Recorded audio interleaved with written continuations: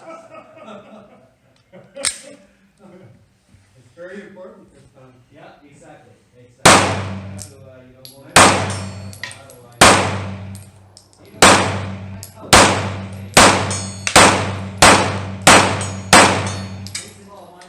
Howdy folks, it's Adriel the Hunting Gear Guy, and this is the Girsan MC28 SA. It's their copy enhancement of the M&P, so it's like a 9mm double stack pistol. It uses metal mags, very similar to the CZ75, and it's cheap. This is a real cheap pistol. I think that's the main allure for it. I got mine here. Keep in mind that the Turkish lira is really inexpensive right now. I got mine for $289 Canadian. That is incredibly cheap. Just before we get too far, check to make sure that my chamber is empty and my mags are empty. So why don't we take a closer look at this pistol? Alright, why don't we unbox this thing. Now I've already unboxed it and played around with it and that kind of thing, just so I was familiar with it, but I'll show you guys what you get when you open the box. That's what you get. You know, there's a lot of YouTube videos where people are saying they love this box, and I mean, it's okay. It's a box. It's a case. There's some things I like and some things I dislike. Manual, who needs that? Let's get that out of the way. One thing I don't really like, I don't think it needs to be this thick, and I'll show you why. Well, I mean, you saw that. So one is that there's this foam in the top that's just holding a bunch of stuff. This is all like one-time use things, kind of thing, right? So the crappy cable lock that you're never going to use because you're going to get a proper combo lock. We've got some different grips. Hey, that's useful. We've got this this metal tool here. This is metal, and it's a little poker kind of thing to get at the pins. Kind of neat, kind of an interesting idea. This is a golf tee. We've got like some crappy tools that if you don't have any pistol tools, any cleaning tools at all, maybe you'd use this stuff, but you'd quickly want to replace it. These steel braided ones here, if you're pulling that through the barrel from the muzzle end or even from the other end and you start hitting the edge of the barrel, that's going to cause some wear on it. And you know, the quality on this stuff's not fantastic. It's got some crappy little rubber caps on it. I don't think I would use any of this stuff because I would just get like a decent kit, right? A cleaning kit that would do this stuff properly. Now, one thing I'll note to you guys, these grips here. I've actually got the large on the pistol right now. So this is the small one here. It doesn't have those bumps on the side, and the texture is very soft. And kind of rubbery, a little bit rubbery compared to like a lot of the hard plastic ones that you see. So not bad. I'm actually I like these grip panels here. Moving to the rest of the case here, we've got a little oiler. This is actually something I like. This is like a cheap little oiler here, but that would be small enough and handy enough that you could chuck that in a range bag, right? So you could take oil to the range. So don't mind that. I wouldn't recommend using these style loaders. I would recommend using like an up-luller or something like that. This will get you by, but up-lullers are nicer. And some kits come with 3 mags. This one comes with 2 mags. So you can see here that we have 1 mag here and then 1 in the gun. So I want to pull this gun out and get a closer look.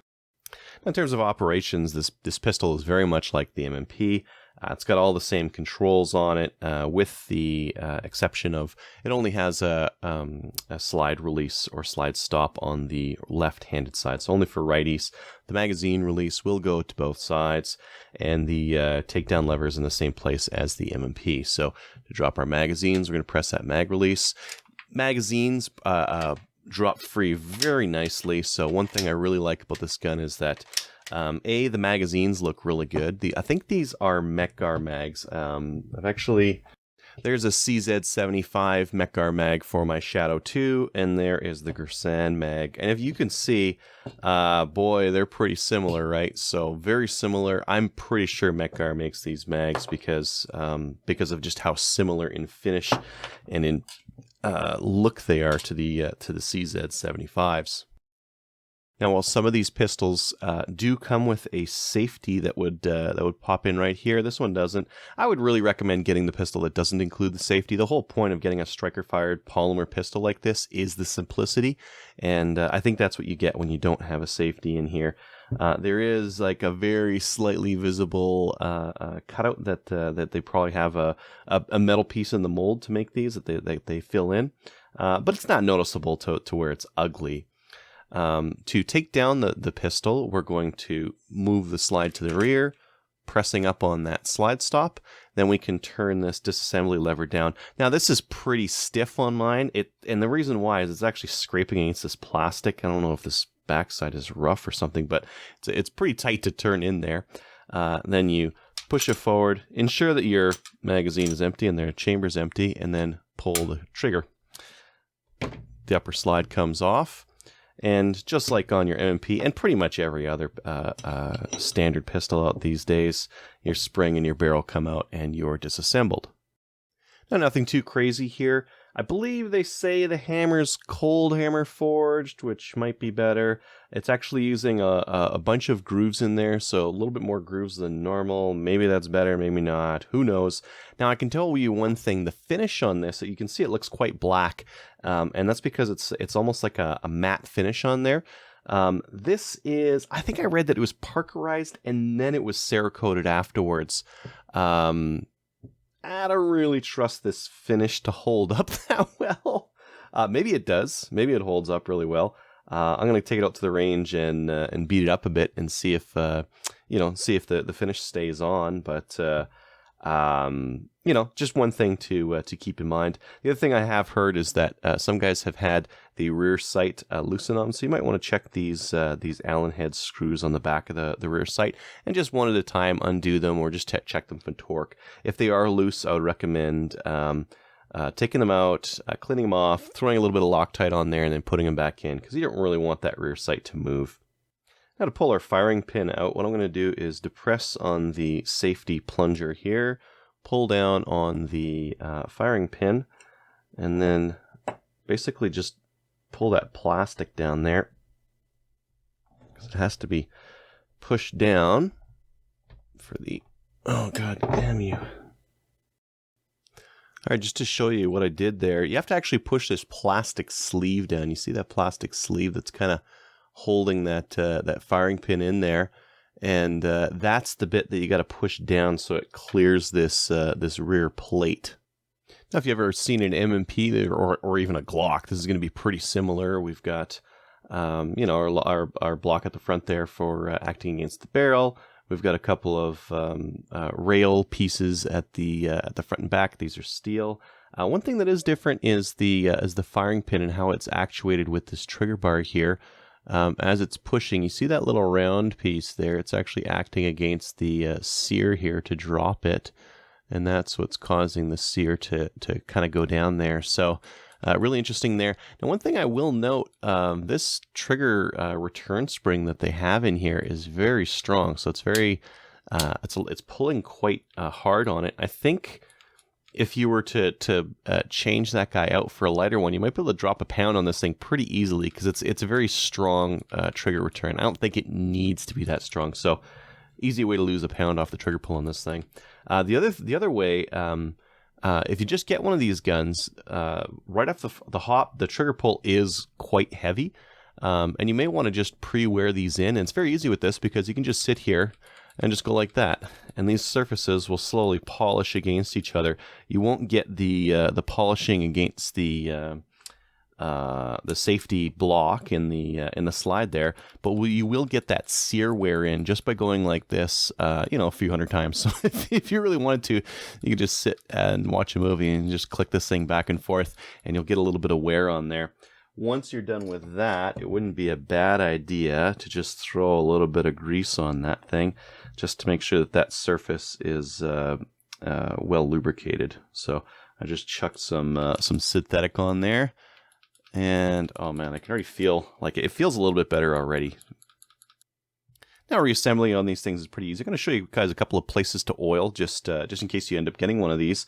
The first is just up here on the barrel. That's where it's going to lock in on the front. So just a little bit on there. And if you want to, just go ahead and throw it right around the circumference, right at the tip there. And then just on the sides here, a little bit at the back, and a little bit right in the recesses there where our action is going to be.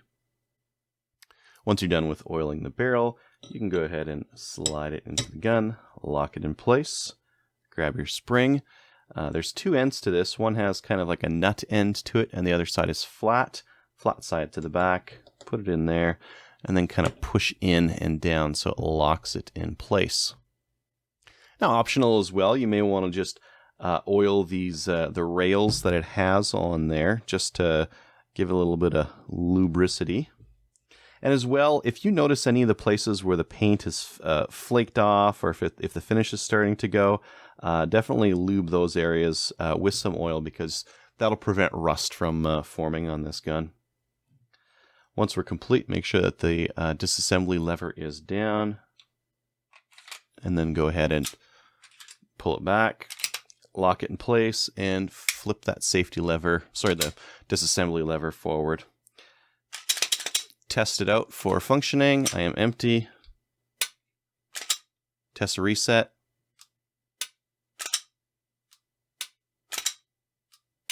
Feels fine. Now, one interesting thing about this gun is it does come with steel 3-dot sights. So it's not something you see a lot. You know, a lot of pistol manufacturers, like Locks, for example, go with plastic sights. So it's nice to see steel sights on this gun. There's not really a shelf off the rear sight here to rack if you're going to do this one-handed, so no ninja stuff. Now, in terms of controls, I find, so this is the large grip on here. I have no problem hitting the mag release. I have big hands though, so you might find your mileage might vary with that. It is an extended magazine release. You can see there it's quite large, and it pulls a little bit further to the rear. It is swappable to the other side, so if you want to, you can put it to the other side, but you're not going to have a slide release on that other side either. So not particularly lefty friendly just for that reason. Changing out the grip modules on this is quite easy. It's got one plastic pin at the back here. You're going to use this steel punch to just kind of push it in from one side to the other. And then all it's going to do is pull back from the bottom and just kind of rotate out. They've got kind of like this lug at the top there that's going to fit into a recess on the back of the grip here. Let's see if I can get that a little bit better focused. So all you need to do is stick that in there and then slowly rotate it in place. Just make sure it's fitting all the way through, and then you'll have your different grip on there. Reinstall the pin. And if you need to, just wiggle it back and forth or push it to make sure that you're not just jamming that pin in against nothing. Now, a couple of people said that they don't like the magwell, or they found the magwell catchy. I kind of disagree. I think the magwell's fine. It's a little bit beveled all the way around. The rear of it has these like catchy hooks there, but the magazines themselves are actually quite streamlined. So I didn't really find that many issues just inserting the magazines on this thing. It's kind of difficult to catch the back again because there's a very tapered magazine. So it wants to go in there and straighten out. And some people were saying that there's a shelf on the inside. There's one right about here on the way in there, but I can't guess how you might actually engage that thing, because even if I'm pushing on this magazine to try to get it to catch on that shelf, I can't get it to catch on that shelf on the inside. So I don't know what those guys were doing to get it to catch there. Yeah, so I thought, just from looking at the reviews, I thought maybe the magwell would be a weak point on this gun. Actually, it's not. It's pretty good. Now, one thing I wanted to show you guys is the compatibility with CZ75 mags, because it's not actually compatible, even though some people say. So it's not compatible with M&P mags, and it's not compatible with the CZ75 mags from the factory. Now, A couple of differences. One, they've actually opted, you can see there, they've got that kind of rim of plastic here. And what that does is tighten the magazine fit. So once that magazine's in there, it's actually locked in by that little rim of plastic there. It's helping to buttress up against the inside of that angled mag well so that it's actually holding it in place. That's nice. It's not really required. Even if it rattled a little bit, that would be fine. Like my shadow rattles quite a bit with magazines, so it's not super necessary. Now, I assume that most people who buy, a $290, $300 pistol are eventually going to upgrade off of it, and I think that's a good idea. I think buying an inexpensive pistol to start with, training on something that's got kind of a crappy trigger, no trigger queens or anything like that. Something that has a challenging trigger that'll show the gaps in your training and in your trigger press and your anticipation is a good thing, because this will actually make you a better shooter with all guns afterwards. I want to talk about the magazines a little bit, because I assume that after you're done with this thing, if you want to get into competition shooting, you might get a Shadow 1 or a Shadow 2. So let's talk about magazine compatibility, because an interesting thing is that these magazines are very similar. Option 1, you could buy a bunch of these Girsan mags, and they'll work in your Girsan, and they'll work in your Shadow. Yeah, they've got like a little nub here that kind of goes around. But if you're going to get an IPSC or 3-gun, you'll probably get some aluminum base pads anyways. So who cares? And boom, there you go. So you could potentially get a bunch of these mags, get mag pouches for this style magazine, and you're set. Boom, you've got a kit that works for this gun. And when you're done with this one and you want to upgrade to a nicer pistol, you can, and you can keep the mags in the mag pouches. Pretty good story, right? That's option 1. It's not actually the option I'm going to go with here in Canada, because in Canada, we can get the 40 cal Mekar mags, and those feed 9mm. So in 3-gun, you can use the extra 3 rounds. You can load those. The 40 cal ones up to 13 rounds is typically what they'll hold. In IPSC, it doesn't matter. You're 10 rounds anyways. So I'm a 3-gunner, so you're going to get my story. If a 3-gunner was to pick one of these up, it would be a great little pistol to start out with, but it would be really great if they could use the 40 cal mags from the CZ and the Mekar, right? Now, you've got 2 choices here. One, you could make that cutout a little bit lower. Now, keep in mind, the critical dimension on these is the top cut. The top cut is what that magazine release is acting against, and it's what's holding that magazine up in the gun.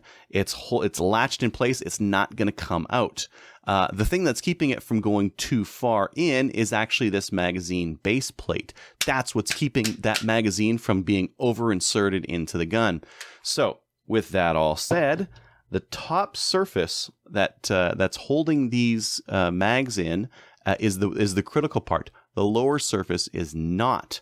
You could have a cut that would go all the way down these things, and it wouldn't matter. They would still work just fine. So option 1, let's see here. If we've got our magazine release on the left-hand side and you're a righty and it's poking out this side, that's actually where it's grabbing onto the mag, is on the right-hand side. So we could, that's the right-hand side of the magazine is going into the gun. We could cut this magazine and Dremel it out just a little bit lower, 1mm lower about, to better represent these. And the Shadow mag would work in the Girsan. We would not have to modify the pistol. And if we wanted to, we could make both these cutouts lower and it would work ambi. And it would work fine. And then when we upgraded to the Shadow, again, it would still work. The Shadow mags and the Girsan mags would work in the Shadow. All right, here's my mangled mag catch. Now, option 3, and the one I opted to go with, is to actually pull this magazine release out and Dremel off the bottom of the right-hand side here so that it fit into the Shadow recesses. So it was a little bit smaller and a little bit thinner. I'll show some pictures here to kind of show what I did. But doing that will let you run the Shadow mags, and they'll latch in. Before, they wouldn't actually latch in. That big blocky mag catch was too large, and it wouldn't fit the Shadow mag. But now they fit in there just fine, and they feed just like the Girsan mags. The Girsan mags are a little bit tighter because they've got that plastic lip that's going around the inside that's engaging against that mag well, whereas the Shadow ones do not. So there's a little bit more wiggle in there, but it doesn't matter. That doesn't actually affect the feeding of this thing. And you can see on the Shadow, it's exactly the same. It's got that little bit of wiggle in there as well. Sorry. Sorry about that. Long story short, Girsan mags and CZ75 mags can be made to work in the Girsan. Then there's a couple of options. One is modifying the mags, the other one is modifying the gun, or just using Girsan mags altogether. All right, here's a 40 cal mag. You know where I've been aiming with that?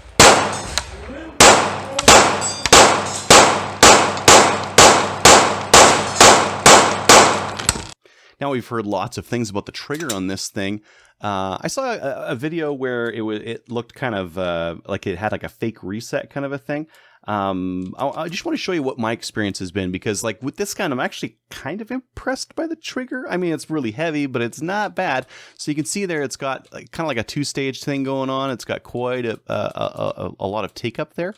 But then it kind of hits a wall, and that's it. So you can see there's not really a lot of movement in my trigger finger there. Let's see the reset here. Not bad, not bad. It's clicky and everything. Now I don't have a ton of rounds through this thing. I don't have any rounds through it. But let's try the trigger gauge on it and just see what kind of trigger pull we're getting here.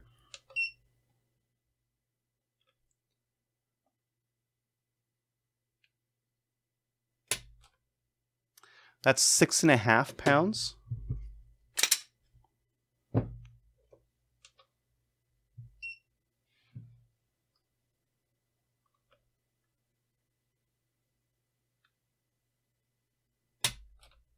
that broke just past 6.5 pounds as well. So we're right around a 6.5 pound trigger. Not like fantastic by any means, but not that bad either. And I'm pretty sure I can pull out, here, I'll prove it to you. That trigger return spring is very strong. Let's just measure the trigger return spring here. That's just the first part of it. Let's see how long before we get to the sear. There I'm at the sear. I'm at 2 pounds, 8 ounces, and I just got to the sear. And then to actually pull the sear down, 3.8, like not bad. I think that it's just got too heavy of a trigger return spring in here, and it's just unnecessary. It's an unnecessary amount of pressure on that spring. So I'd like to try an M&P trigger return spring in there to see if I can't lighten up this trigger. So just to reiterate some of the pros and cons of this thing, pro number one, and I think this needs to be like reiterated here, the price on this thing. $290, $300 for a 9mm double stack polymer striker fired pistol is just unbeatable. Here in Canada, you can't get a pistol for that price of this quality. You can get like a Norinco or something like that, but the Norincos will have a trigger that's worse. They won't be as reliable, or they'll have other issues that are with fit and finish that'll be well beyond what this thing has. You could also get a Tokarev, but that's entirely different. It uses the CZ75 mags with modification, or you can just buy a bunch of these. They're pretty reasonably priced. The sights aren't dumb. We got a nice 3-dot setup in here, and I think that's a very pragmatic choice to make for a pistol like this. We've got front and rear slide serrations here. They're a little bit grippy, but they're pretty shallow, so there's not really a lot to grab onto there. But I think they're fine for what this pistol is. And it'll fit M&P holsters, so you can easily find a holster for this thing, regardless of what kind of competition or what you want to do with this pistol.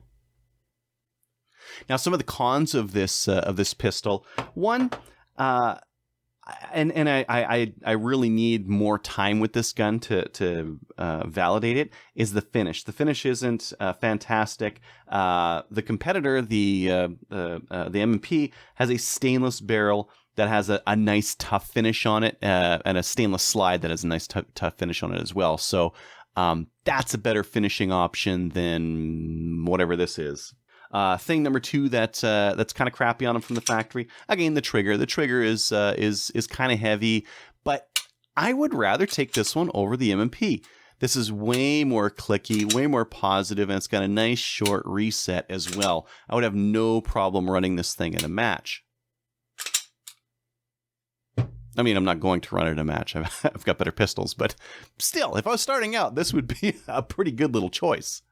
Another big disadvantage to this pistol is that right now aftermarket support is real dodgy.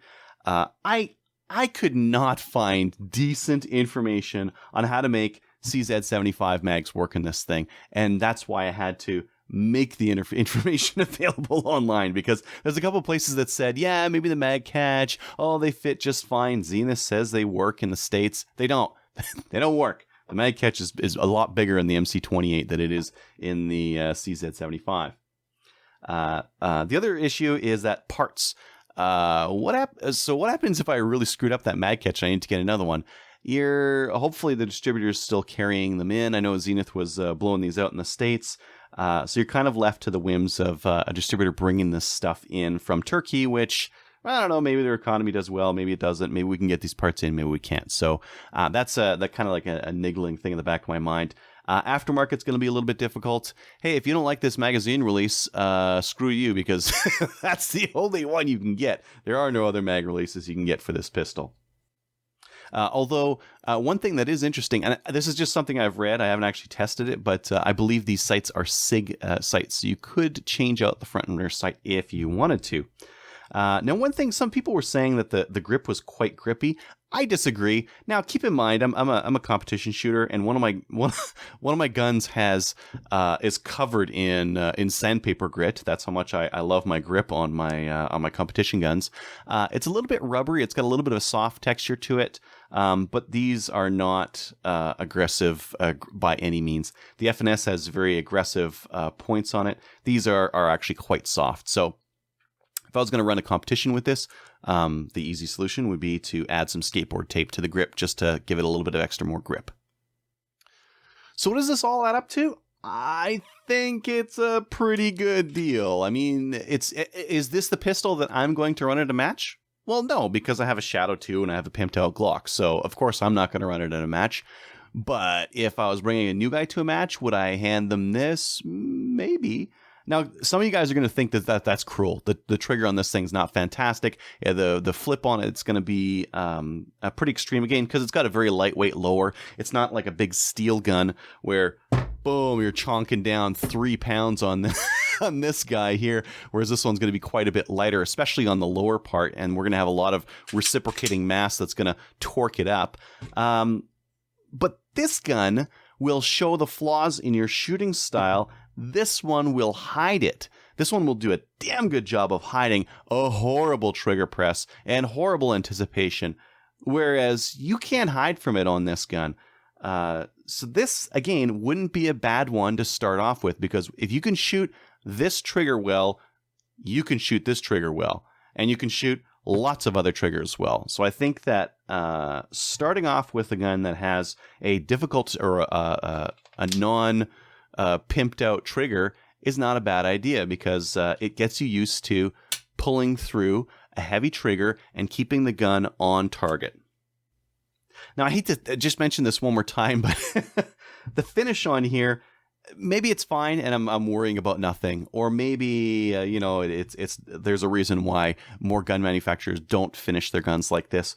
But if you see any of your finish coming off, or if you see some bare metal, definitely oil it, because you would hate to see some rust developing on your gun.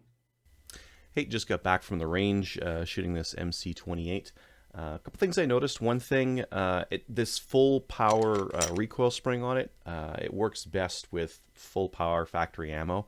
I tried some of my competition ammo in it, which is like a little bit lighter than the full power stuff, and it wouldn't cycle 100% of the time. I switched over to some Blazer 124 brass, and it ran fine. So the factory stuff was fine. And again, that's more to do with the fact that this is a more of like a duty style pistol. So it's got that full power recoil spring in there, so it'll work great with factory ammo. One thing that I did notice in it was if you slam the magazine in, the slide will go forward. Same thing happens on an MP and Shadow, CZ75. A bunch of other guns will do that, and that was fine.